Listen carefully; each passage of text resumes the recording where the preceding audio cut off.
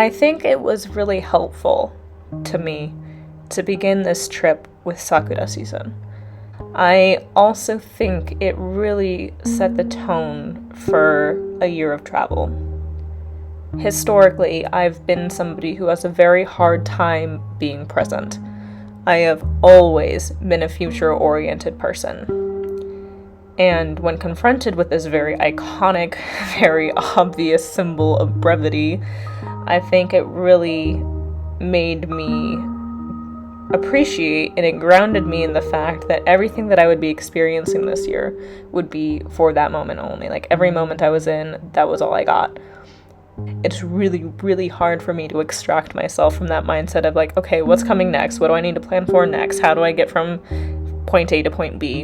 I'm very logistically oriented in my future orientedness. And so having my first stop, my first days of this year-long bout of travel be surrounded by this, this symbol, I internalized that as the real opportunity to work on this aspect of myself. The thing, however, that really snaps me into the present moment is intensity, for better or for worse. Specifically, intensity that comes from a feeling of resonance with place. I've only had the feeling that I had in Tokyo once before, when I was in Beijing at age 20, on my first solo trip, my first time in Asia, right after finishing my undergrad for 3 months. And every happenstance had meaning, and every interaction was consequential, and every moment felt very nutritionally dense.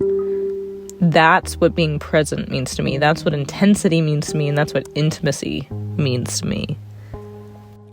I honestly didn't think I was ever going to experience that feeling again. So being able to find it in Tokyo without really having to look, being surrounded by the evidence of it, made this a very significant beginning for a year of travel.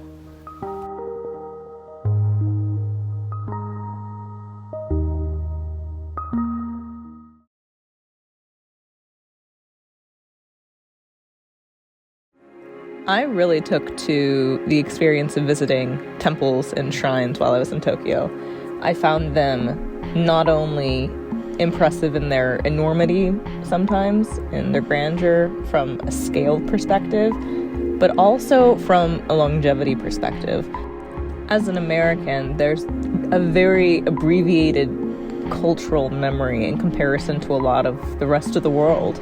I felt this way when I was in London, where there were buildings older than my state, but I felt it even more acutely here in Japan because there were temples older than my country by a factor of 4. Something about that really impressed itself upon me and made my visits to these places very weighty, but also, despite, the reverence that going to a temple anywhere in the world can inspire, these were also just good fun. One of the things that I think they really got right about the temple and shrine experience for motivating people to go is that they were kind of interactive and fun and, lighthearted enough that it wasn't just like this overly weighty religious experience. Like, you could draw a fortune and you could write on a plaque and you can buy little amulets, which I did a lot. I bought a lot of amulets. And I think having something that's like spiritual experience adjacent in a very spiritual place come with a sense of levity is not something I'm really used to. Like, last year when I was in Rome, like, levity is not what they were going for when they were building the Vatican. Like, that was not the sentiment they were looking to inspire. And so I took to that a lot. I found that really ingratiating, and it made me very inclined to visit a lot of these temples and shrines. So even though there's maybe a sense of, like, you've seen one, you've seen them all, I really didn't feel that way at all when I was in Japan.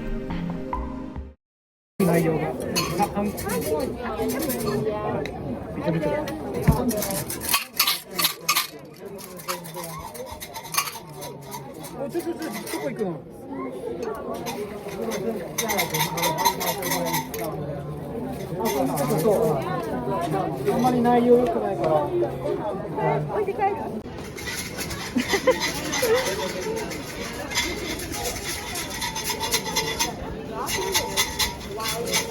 starting a trip! Oh no. Okay, so I got a medium portion. It did say to stop starting a trip, so maybe I should get rid of it instead. That trip one is pretty inauspicious. Stop starting it. I think I'm gonna leave it behind. I'll take a picture and then I'll leave it behind because this is not the fortune for me. Be gone.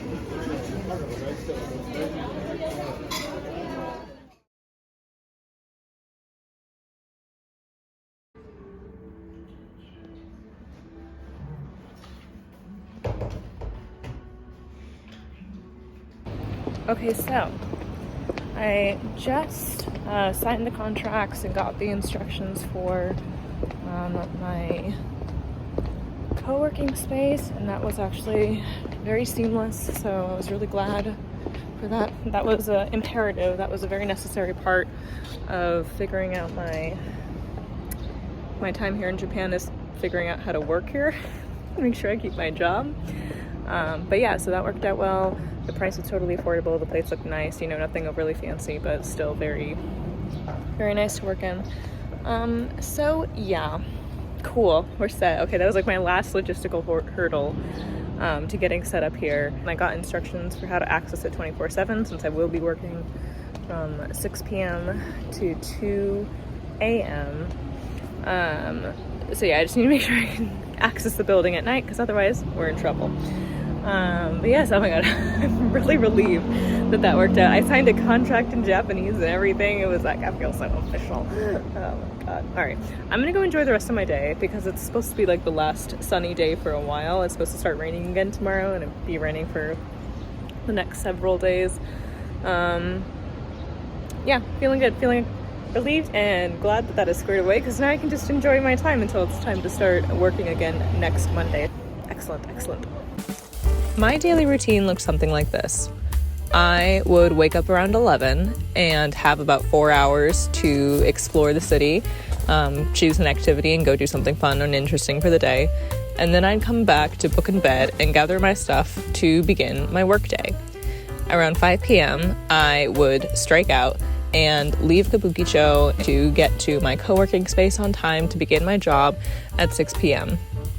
On the way, I would always pass this one shrine, and I became very emotionally attached to this shrine because since my working hours were from 6 p.m. to 2 a.m., I kind of looked to this shrine as like a guardian figure of a sort, and I saw it as like protecting my walk back at night, and so I'd always like acknowledge it as I walked past. So it was a nice little part of the ritual of going to work. Then I would go to Starbucks. Konnichiwa. Earl Grey latte お願いします。グランデサイズをホットお願いします。持ち帰り、はい。大丈夫、はい。Caffeine secured, I would make one more stop before heading to work, and that was the 7-Eleven, a very essential stop for me for any number of reasons on any number of days. But I would always pick out a couple of rice balls to be my dinner/evening snack as I was getting down to work. The co-working space was nice and it was comfortable, and I actually found myself getting into this routine pretty naturally. I had never worked at night before, but I actually found that I worked better in the evening hours than I did during the day because I had already felt like I had done something with my day.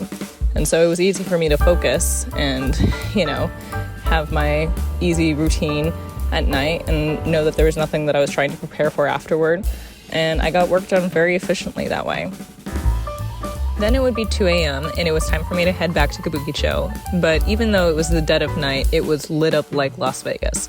And I always felt safe because there was plenty of people around enjoying nights of revelry or just out and about with friends or partners or whomever they might have chosen to accompany them for an evening. So it never felt weird to me to be out that late, even though the routine was a bit odd. I would return to book in bed, and having it be so late in the evening would definitely make it quiet and empty, and I would do my best to not wake up any of the other guests. But this routine became very grounding for me while I was in Tokyo, and it anchored my days. And I found it very comforting to balance both work and play while I was traveling like this.